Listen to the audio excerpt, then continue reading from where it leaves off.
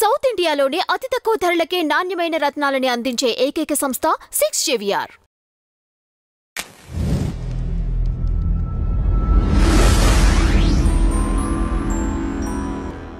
రోజా గారి పైన ఇప్పుడు ఆల్మోస్ట్ ఎవ్రీడే 3,000 టికెట్లు అనుకుంటా ఇంటూ 3,000 చొప్పున వేసుకున్నా కానీ అసలు అది కోట్ల రూపాయలు.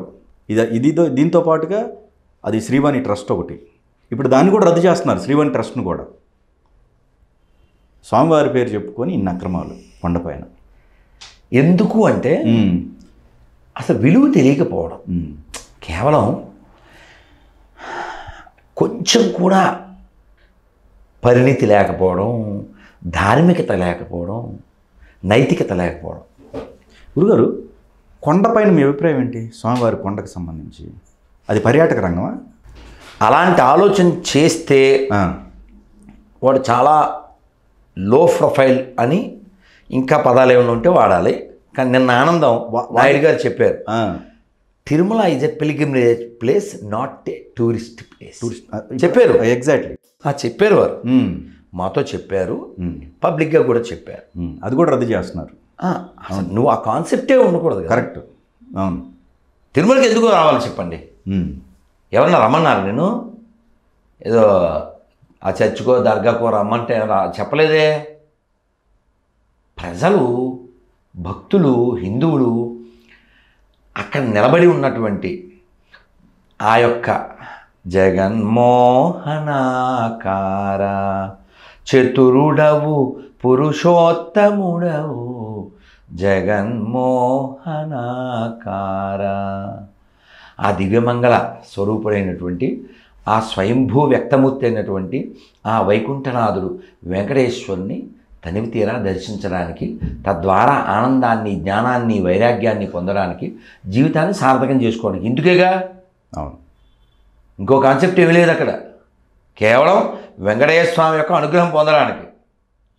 ఈ వెంకటేశ్వర స్వామి అనుగ్రహం పొందడానికి వచ్చే వాళ్ళకి సేవ చేయడానికి ఎవరైనా ఉండొచ్చు అక్కడ, స్వామివారి సేవ చేయడం. అంతేగాని వాడుకోవడానికి కాదు. అలా వాడుకోవాలనుకున్న వాళ్ళు, వాడుకున్న వాళ్ళు కాలగర్భంలో కలిసిపోతారు. తాజాగా ఇంకెవరున్నప్పటికీ కూడా గతంలో మనం చూసాం, చాలామంది వేషాలు వేశారు, కనీసం రూపాలు లేకుండా వాళ్ళ రూపాలు కోల్పోయారు.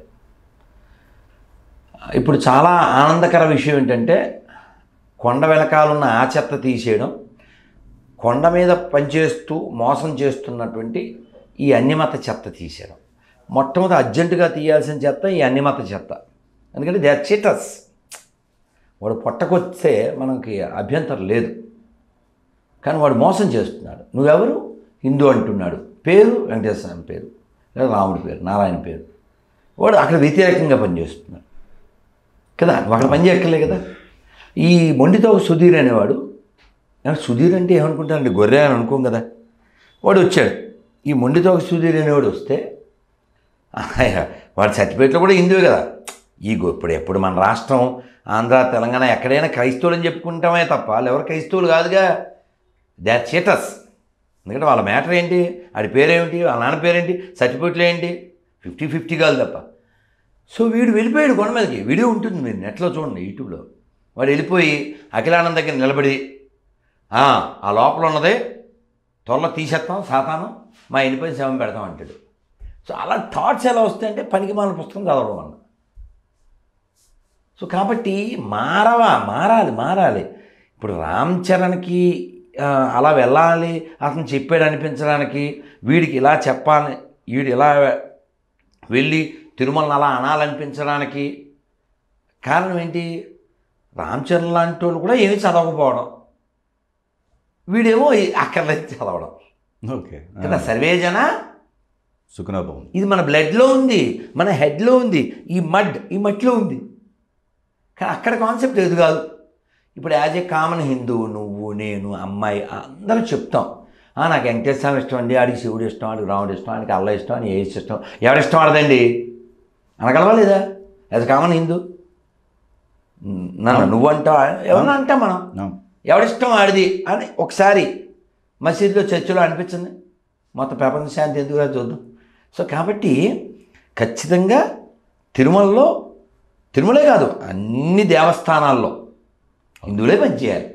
అంటే ఈ చేతస్ ఉండకూడదు. అంటే ఈ ఎండోన్మెంట్ డిపార్ట్మెంట్ ఏదైతే ఉందో అది ఇన్వాల్వ్ అవ్వబట్టి ఇదంతా ఇలాంటివన్నీ వస్తున్నాయి అంటారా?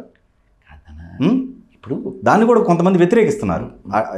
అది ఓన్లీ హిందూ గుళ్ళకే ఎందుకు పరిమితం చేస్తున్నారు, మిగిలిన వాటికి ఎందుకు పరిమితం చేయరు అనే వాదన వినపడుతుంది. ఇది ఎప్పటి నుంచి మనం మాట్లాడుతున్నాం, పోట్లాడుతున్నాం. మీరు స్వతంత్రం వచ్చిన కొత్తలో చూద్దాం. అప్పుడు ఇన్ని గొర్రెలు లేవు కదా, ఇన్ని మసీదులు లేవుగా, అంతా హిందువులుగానే ఉన్నారు. పండగలు జరుపుకుంటూ ఉండే కొండొకచో ఎక్కడైనా ఉండేది, కొండొకచో కొండ గొర్రె వేరుగా. మాకు కూడా 2 టీచర్లు క్రిస్టియన్సే నా బాల్యంలో, నేను చెప్పింది 40 ఏళ్ళ క్రితం. సో కానీ ఇలా లేదు, విపరీతం లేదు, అంతా హిందువులుగా ఉన్నారు. పండగలు పబ్బాలు అంత ప్రశాంతంగా ఉండేది, ఆరాంగా. మైకులో భజగోవిందం వినపడేది, అలాగే సుప్రభాతం వినపడేది, భగవద్గీత వినపడేది. గంగాతరంగ కమనీయ జటాకలాపం గౌరీ నిరంతర విభూషిత వామభా ఇలా వినపడేవి. ఇప్పుడేమో నెత్తి మీద కొట్టేసుకుని ఏవో అక్కర్లేదని వినపడుతున్నాయి అనుకోండి. అయితే దీనికి కారణం ఏమిటంటే ఈ ఎండోమెంట్ అనేది మనకు స్వతంత్రం వచ్చిన ప్రారంభంలో యాక్చువల్గా ఈ ఎండోమెంట్ శాఖ అనేది మనకు లేదు.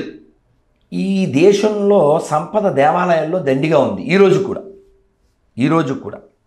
అందుకే ఎవడికి పుట్టాడో తెలియని రాహుల్ గాంధీ, ఏ కులమో తెలియని రాహుల్ గాంధీ అంతా అలిబిత్రి కదా, అతను అందరినీ కులం అడుగుతుంటాడు. అతను కులం ఏంటి చెప్పుకోలేడు. తాతో బ్రీడు, నాయనమ్మో బ్రీడు, ఇతనో బ్రీడు కదా. ఇతను మళ్ళీ అందరినీ కులగన్న చేయాలంటాడు. ఓకే సరే పక్కన పెడదాం.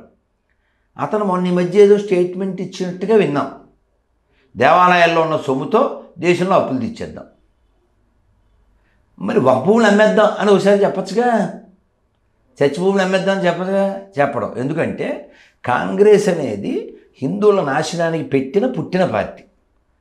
వాళ్ళు అలా కొనసాగుతున్నారు. ఇది కంటిన్యూషన్, దాని గురించి పెద్ద మనం ఆశ్చర్యపోకర్లే. కానీ ఎవడైనా అందులో ఉండి హిందువుని చెప్తే ఇంకా అది జోక్.